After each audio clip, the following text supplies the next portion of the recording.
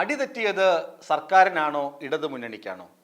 ഇല്ല, സർക്കാരിന് അടി തെറ്റിയിട്ടില്ല എന്നാണ് മുഖ്യമന്ത്രി പറയുന്നത്.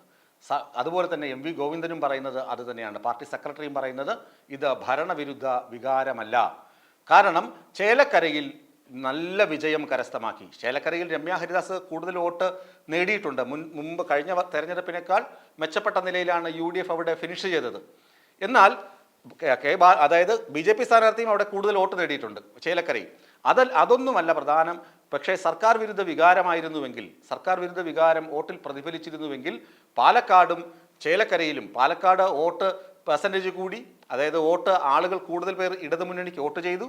അതുപോലെ ചേലക്കരയിൽ ഇടതുമുന്നണി സ്ഥാനാർത്ഥി UR പ്രദീപിനെ വമ്പിച്ച ഭൂരിപക്ഷത്തിൽ വിജയിപ്പിക്കുകയും ചെയ്തു. കെ രാധാകൃഷ്ണന് ഒപ്പമെത്താൻ കഴിഞ്ഞില്ലെങ്കിലും UR പ്രദീപ് താൻ ആദ്യം മത്സരിച്ച സമയത്ത് നേടിയ ഭൂരിപക്ഷത്തെക്കാൾ കൂടുതൽ ഭൂരിപക്ഷം ഇപ്പോൾ കരസ്ഥമാക്കി. അതുകൊണ്ട് ഇത് സർക്കാർ വിരുദ്ധ വികാരമല്ല എന്നാണ് ഇടതുമുന്നണി ക്യാമ്പുകളുടെ അഭിപ്രായം.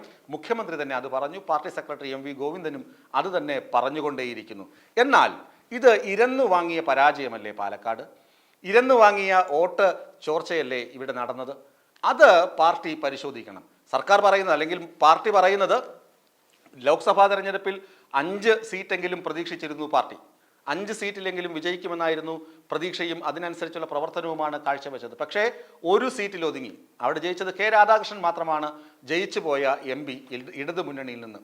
അതുകൊണ്ട് തന്നെ ഇടതുമുന്നണിക്ക് ഒരുപാട് പ്രതീക്ഷയുണ്ടായിരുന്ന തെരഞ്ഞെടുപ്പ് കൂടിയായിരുന്നു ഈ ഉപതെരഞ്ഞെടുപ്പുകൾ.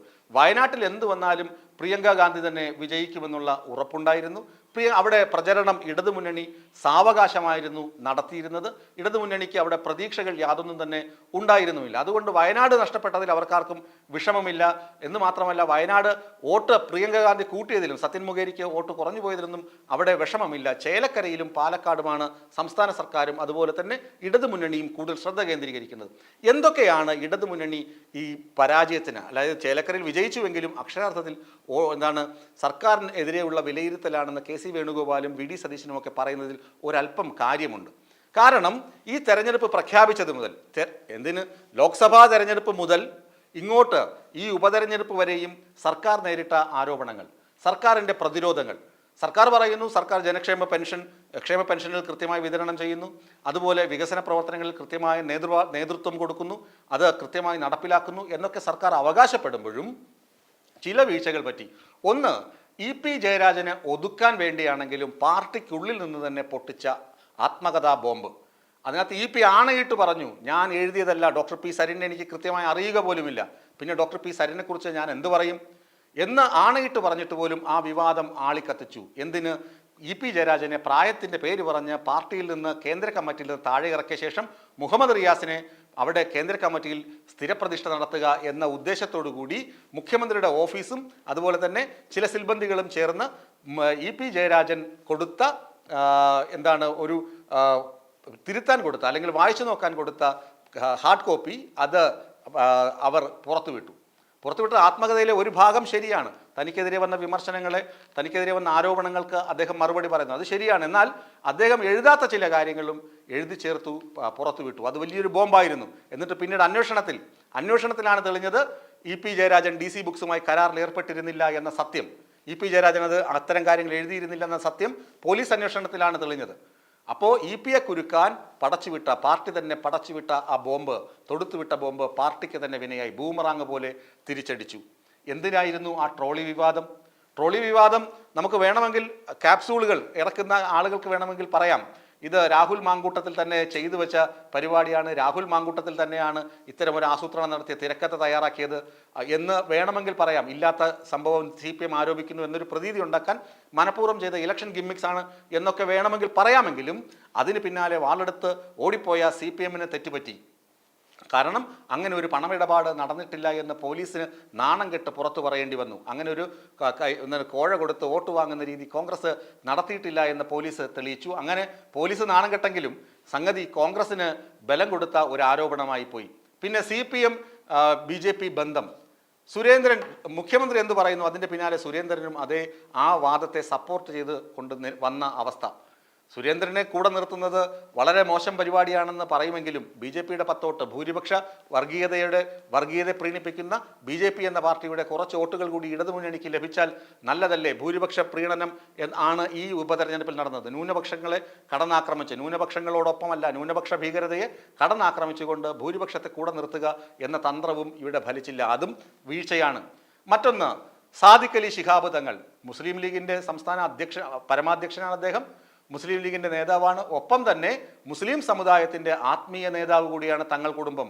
അപ്പോൾ സാദിഖ് അലി ശിഹാബ് തങ്ങളെ ജമാഅത്തെ ഇസ്ലാമിയെയും SDPIയെയും കൂടെ നിർത്തുന്നത് കൊണ്ട് മുസ്ലിം ലീഗ് തകരുകയാണ്, മുസ്ലിം ലീഗ് വർഗീയ സ്വഭാവത്തിലേക്ക് പോവുകയാണ്, തീവ്ര സ്വഭാവത്തിലേക്ക് പോവുകയാണ് എന്ന തരത്തിലുള്ള മുഖ്യമന്ത്രിയുടെ വിമർശനം അത് UDF ക്യാമ്പ് കൃത്യമായി ഉപയോഗിച്ചു. മുഖ്യമന്ത്രി നടത്തിയത് രാഷ്ട്രീയ വിമർശനമാണ്, അതിൽ തർക്കമൊന്നുമില്ല. മുഖ്യമന്ത്രിക്ക് അതിനകത്ത് മതം കലർത്തേണ്ട ആവശ്യമില്ല, വർഗീയത കലർത്തേണ്ട ആവശ്യവുമില്ല. മുഖ്യമന്ത്രി പറഞ്ഞത് കൃത്യം കാര്യം തന്നെയാണ്. പക്ഷേ അത് ഈ സമയത്ത് പറഞ്ഞത് എതിരാളികൾക്ക് കയ്യിലേക്ക് കൊടുക്കുന്ന ആയുധം പോലെയായി. ഇന്നാ ഞങ്ങളെ കൊന്നോ, ഞങ്ങളെ താറടിച്ചോ എന്ന് പറഞ്ഞു കൊടുക്കുന്ന ആയുധം പോലെയായി. അത് കൃത്യമായി അവർ കൃത്യമായി അത് ഉപയോഗിച്ചു. പാലക്കാടുണ്ടായിരുന്ന 20% മുസ്ലിം വോട്ടും UDFന് തന്നെ ലഭിക്കുന്നതിന് അത് കാരണമാവുകയും ചെയ്തു. എന്തിനാ അടുത്ത സ്ഥാനാർത്ഥിത്വം പി സരിനെ സ്ഥാനാർത്ഥിയാക്കിയതിലും പാർട്ടിയിൽ 2 അഭിപ്രായം ഉണ്ടായിരുന്നു. അവിടെ ബിനുമോളെയാണ് സ്ഥാനാർത്ഥിയാക്കാൻ പാർട്ടി നിശ്ചയിച്ചിരുന്നത്. കാരണം പാലക്കാട് കോൺഗ്രസ് സിറ്റിംഗ് സീറ്റാണ്, കോൺഗ്രസ് പ്രബലരാണ്. അതുപോലെ തന്നെ BJPക്കും അവിടെ നല്ല കോട്ടയാണ്. CPM ഇടതുമുന്നണി 3ാം സ്ഥാനത്താണ് നിൽക്കുന്നത് എന്ന വാസ്തവത്തിലാണ് ജില്ലാ പഞ്ചായത്ത് പ്രസിഡന്റിനെ സ്ഥാനാർത്ഥിയാക്കാൻ ആദ്യം പാർട്ടി നിശ്ചയിക്കുന്നത്. കാരണം അവിടെ ആ പരിധിയിലൊക്കെ ഒരു പിടിപാടുള്ള ആളെ നിർത്തുമ്പോൾ കുറച്ച് വോട്ട് കൂടുതൽ കിട്ടുമെന്നൊക്കെയായിരുന്നു പ്രതീക്ഷ. എന്നാൽ കോൺഗ്രസ് വിട്ട് ഇടതുമുന്നണിക്കൊപ്പം ചേർന്ന ഡോക്ടർ പി സരിനെ സ്ഥാനാർത്ഥിയാക്കിയതോടുകൂടി വിമത ശബ്ദങ്ങൾ ഉയർന്നു. അബ്ദുൾ ഷുക്കൂറിനെ പോലുള്ള ആളുകളൊക്കെ വിമതന്മാരായി മാറി. അവരുടെ പ്രതിഷേധം അനുനയിപ്പിക്കാൻ NN കൃഷ്ണദാസൊക്കെ മസിൽ കാണിച്ചിറങ്ങിയപ്പോൾ അതും ജനവിരുദ്ധമായി തീർന്നു. NN കൃഷ്ണദാസിന്റെ മസിൽ കാണാൻ വേണ്ടി അല്ലല്ലോ ഇരിക്കുന്നത്. അതൊക്കെ മുമ്പൊക്കെ ആണെങ്കിൽ ആ മസിൽ പവറൊക്കെ കൊണ്ട്, അല്ലെങ്കിൽ ഈ തൻ്റെ ഇടം കൊണ്ട്, അല്ലെങ്കിൽ മിണ്ടാട്ടം കൊണ്ട് മിണ്ടാൻ പറ്റാത്ത അവസ്ഥയുണ്ടല്ലോ, മൗനം ധരിച്ച് ഞാൻ വലിയ കിടുവാണെന്ന് പറഞ്ഞ് നടക്കുന്ന, കഷത്ത് കല്ലുകയറ്റി നടത്തുന്ന കമ്മ്യൂണിസമൊക്കെ ജനങ്ങൾ വെറുത്തു കഴിഞ്ഞു. കൃഷ്ണദാസിനെയൊക്കെ വെറുത്തു കഴിഞ്ഞു. കൃഷ്ണദാസിൻ്റെ ഇടപെടലുകൾ ഇതൊക്കെ പാർട്ടി ക്ഷണിച്ചു വരുത്തിയ അപകടങ്ങളാണ്, അബദ്ധങ്ങളാണ്. ഇത് ഈ സരിനെ സ്ഥാനാർത്ഥിയാക്കിയതോടുകൂടി 860 വോട്ട് പാലക്കാട് മണ്ഡലത്തിൽ നിന്ന് കൂടുതൽ പിടിക്കാനായി എന്നൊക്കെ ഇടതുമുന്നണിക്ക് പറയാമെങ്കിലും അക്ഷരാർത്ഥത്തിൽ തോൽവി തന്നെയാണ്. സാങ്കേതികമായി എന്ത് പറഞ്ഞാലും തോറ്റത് തന്നെയാണ്. ആ തോൽവിയൊക്കെ പാർട്ടി ഇടതുമുന്നണി ഇരന്നു വാങ്ങിയതാണ്. പ്രത്യേകിച്ച് CPIയെ പലപ്പോഴും CPI പറയുന്ന കാര്യങ്ങൾ, മുന്നണിയിലെ 2ാമത്തെ കക്ഷിയായ CPI പലപ്പോഴും പറയും ഇത് ശരിയല്ല എന്നുള്ള ഓർമ്മപ്പെടുത്തൽ. ഇതെല്ലാം കൃത്യമായി അവിടെ പ്രതിഫലിച്ചു. വോട്ട് ചെയ്യുന്ന ആളുകൾ ചിന്തിച്ചു, എന്തിനാണ് വോട്ട് ചെയ്യണം, എന്തിനു വേണ്ടി വോട്ട് ചെയ്യണം? CPMന് വോട്ട് ചെയ്താൽ അതിൻ്റെ ക്രെഡിറ്റ് BJPക്ക് പോകും. BJPയും CPMും ഭായിയാണ്. അപ്പോൾ പിന്നെ പാർട്ടി സ്ഥാനാർത്ഥിയല്ല, പാർട്ടി ചിഹ്നമല്ല. ഇതൊക്കെ പാലക്കാട് തോൽവിക്ക് കാരണമായി. ചേലക്കരയിലും ഇതൊക്കെ തന്നെയാണ് വിവാദങ്ങൾക്ക് കാരണം. ഇത്തരം വിവാദങ്ങൾ തന്നെയാണ്. ചേലക്കരയിൽ വരുമ്പോൾ ആത്മകഥാ വിവാദം മാത്രമേ ഉണ്ടായിരുന്നുള്ളൂ. ആ തെരഞ്ഞെടുപ്പ് ദിവസമാണല്ലോ ആത്മകഥാ ബോംബ് പൊട്ടിയത്. ആ ചേലക്കരയിലും ഇതൊക്കെ തന്നെയാണ് പ്രതിഫലിച്ചത്. അതുകൊണ്ട് ഇനിയെങ്കിലും ഇടതുമുന്നണി ഒരല്പം UDF ചെയ്യുന്നത് പോലെ കണ്ടുപഠിക്കുകയെങ്കിലും വേണം. അവർ ഒരു സ്ഥാനാർത്ഥിയെ നിർത്തിക്കഴിഞ്ഞാൽ എണ്ണയിട്ട യന്ത്രം പോലെ എല്ലാ നേതാക്കളും അവിടെ പോയി പ്രസംഗിക്കുകയും ആളുകളെ നേരിട്ട് കാണുകയും ആളുകളോട് ഇടപെട്ട് വോട്ട് അഭ്യർത്ഥിക്കുകയും ചെയ്യുന്നു. ഇവിടെയാണെങ്കിലോ ഒന്ന് ഷേക്ക് ഹാൻഡ് കൊടുക്കാൻ പോലും വയ്യാതെ മസിലും പിടിച്ച് കഷത്ത് കല്ലും കയറ്റി ഞാൻ ഭരണമുന്നണിയുടെ ആളാണ് എന്ന ധാർഷ്ട്യത്തിൽ, അഹങ്കാരത്തിൽ നടക്കുന്ന ആളുകളും. അതുകൊണ്ടാണ് ഇത് തെരഞ്ഞെടുപ്പിൽ വോട്ട് കുറഞ്ഞു പോകാൻ കാരണം. ഇത് ഭരണവിരുദ്ധ വികാരമല്ല എന്ന് ആണയിട്ട് പറഞ്ഞാലും ആവർത്തിച്ച് പറഞ്ഞാലും ഭരണമുന്നണിക്ക് വന്ന താളപ്പിഴകൾ, മുന്നണിക്കുള്ളിലെ സ്വരച്ചേർച്ചയില്ലായ്മ, അനാവശ്യ വിവാദങ്ങൾ, അബദ്ധജടിലമായ വാക്കുകൾ ഒക്കെ തന്നെ ഇടതുമുന്നണിക്ക് പാരയായി എന്നത് പറയാതിരിക്കാൻ തരമില്ല.